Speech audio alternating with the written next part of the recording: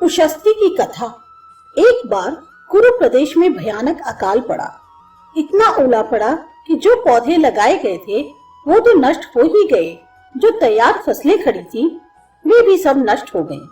अन्न का एक दाना भी लोगों को प्राप्त न हो पाया। भूखे प्यासे पशु मरने लगे।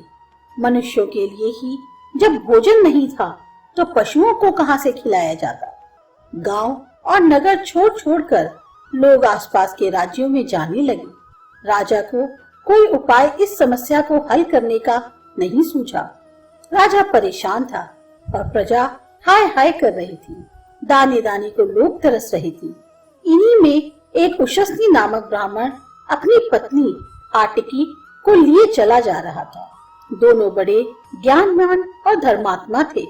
चलते चलते वे एक हाथी पालने वाले महावतों के ग्राम में पहुंच गए। ब्राह्मण पति पत्नी भूख के कारण बेहाल थे।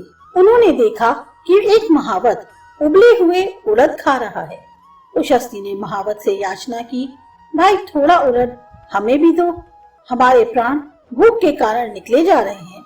महावत बोला, महात्मन यह उड़द मेरे झूठे हैं तथा और मेरे पास है नहीं, आपको झूठे उड़द खाने से पाप लगेगा। उशस्ती ने इस पर भी पुनः उड़द मांगे। तब महावत ने उन्हें कुछ उड़द दे दिए। उशस्ती ने कुछ उड़द के दाने पत्नी को दे दिए और कुछ स्वयं खा लिए। अब महावत ने अपने पानी में से कुछ पानी भी पीने के लिए ब्राह्मण को देना चाहा, लेकिन ब्राह्मण ने लेने से इनकार कर दिया और बोला, ये पानी तुम्हारा झूठा है।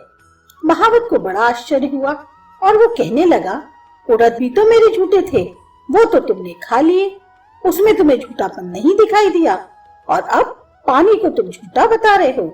उशस्ती ने उत्तर दिया, देखो भाई, झूठे होते हुए भी उड़द मैंने इसलिए खाए क्योंकि वे मुझे कहीं से भी नहीं मिल सकते थे और मेरा अपने प्राण बचाना इस समय आप धर्म है, लेकिन मैं पानी आसानी से कहीं से भी पी सकता हूँ। यदि जो झूठा पानी तुम मुझे दे रहे हो वह पी लेता हूँ तो निश्चित मुझे पाप लगेगा। उड़द खाने से पाप नहीं लगता क्योंकि उन्हें खाकर अपने प्राणों की रक्षा करना इस समय अत्यंत आवश्यक है। यदि मैं बच जाता हूँ तो प्रायश्चित करके धर्म की रक्षा पुनः कर लूंगा, लेकिन यदि यह शरीर ही नहीं रहा तो फिर धर्म कर्म कहाँ से करूंगा।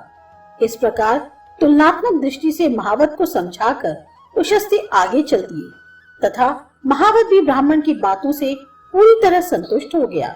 दूसरे दिन उशस्ती को इस बात का पता चला कि पास के ही राज्य में वहाँ का राजा यज्ञ कर रहा है, लेकिन उनके शरीर में भूख के मारे इतनी शक्ति नहीं थी कि वे वहाँ तक भी पहुँच सके। उन्होंने अपनी पत्नी से कहा, प्रिय, मुझे ऐसा ज्ञात हुआ है कि थोड़ी दूर पर एक राजा यज्ञ कर रहा है। यदि मैं किसी तरह वहाँ तक पहुँच जाऊँ तो निश्चित रूप से यज्ञ कराने के लिए राजा मुझे ही चुन लेंगे, लेकिन मेरी शक्ति भूखे होने के कारण बहुत क्षीण हो रही है।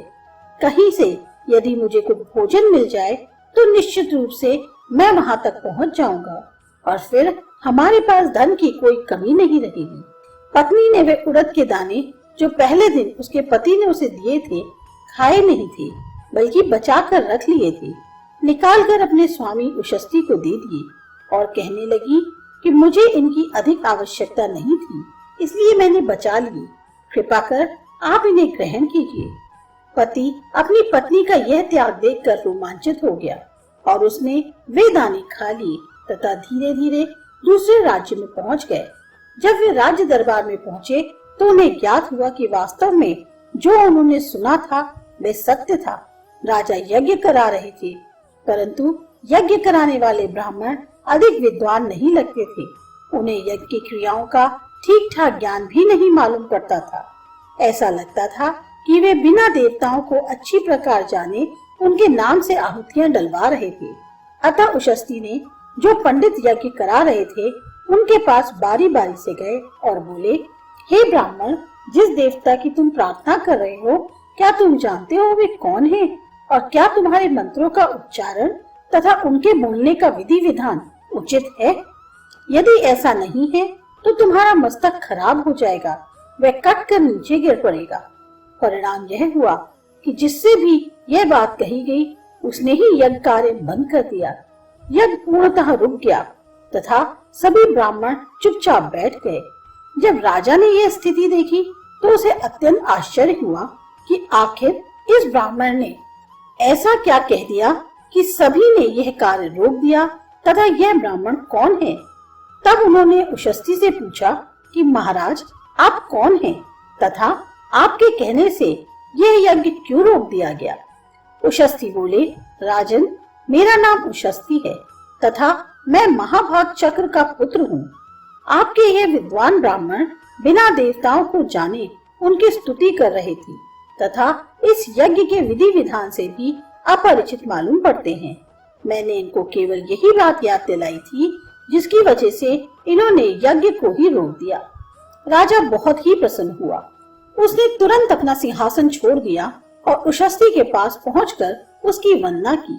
उनका उचित प्रकार से स्वागत सत्कार करने के पश्चात उन्हें सिंहासन पर बैठाया और हाथ जोड़कर बोला, भगवान, मैंने तो आपको बहुत तलाश करवाया था परंतु आप कहीं मिले ही नहीं।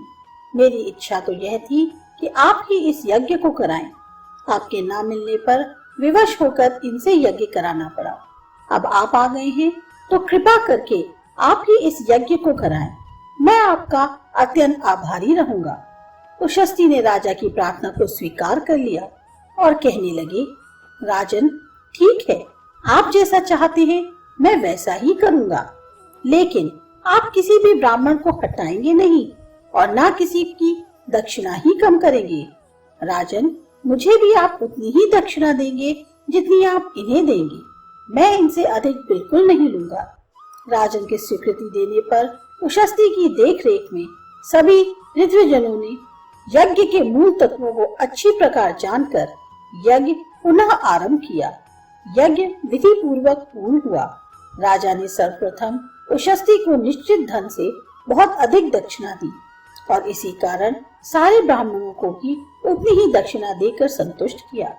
उशस्ती का दारिद्र्य सदा के लिए मिट गया और उनके द्वारा निश्चित आप धर्म अर्थात आपत्ति के समय धर्म का रूप क्या हो को भी स्पष्ट रूप से व्याख्या हो गई, जो हमेशा के लिए उदाहरण मान ली गई।